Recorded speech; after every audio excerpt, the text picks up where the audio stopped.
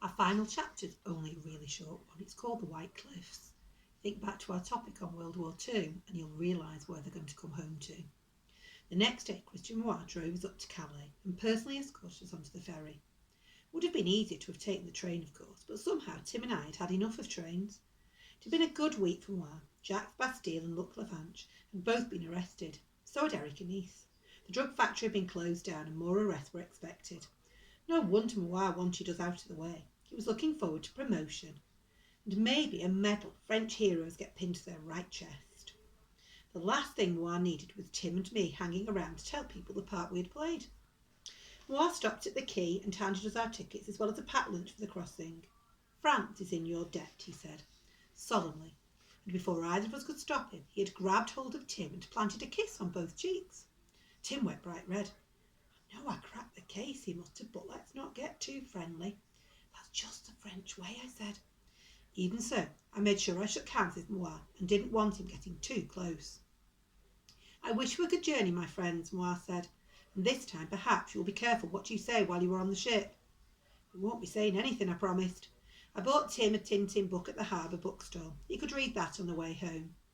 Moir smiled. Au revoir, he said. Where? Tim asked. I'd have to translate it for him later. We were about halfway home this time, chopping up and down on the channel, when Tim suddenly looked up from the Tintin book. You know, he said, we never did find out how Eric and Nice was smuggling the drugs on the train. Haven't you guessed, I sighed, and pulled out the blue sugar sachet that had started the whole thing. It was a sachet Tim had been given at the Gare du Nord. Somehow I'd never quite got round to opening it, so I did now. There was a spoonful of white powder inside. Sugar? Tim muttered. I don't think so, Tim, I replied. This is just one sachet, but Eric and Nice was transporting thousands of them every day on the train. A little parcel of drugs, one dose already weighed and perfectly concealed. I tore open the packet and held it up. The powder was caught in the wind and snatched away. I watched it go, a brief flurry of white as it skimmed over the handrail and disappeared into the grey water of the English Channel. Do you think we ought to tell Moir? Tim asked. I expect he's worked it out for himself, I said. In the distance I could see the white cliffs of Dover looming up. We'd only just been away for a week, but somehow it seemed a lot longer.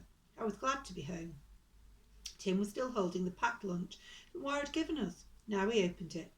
The first thing he saw was a strawberry yoghurt. Very funny, I said. The yoghurt followed the drugs into the channel, and then we went downstairs to order fish and chips.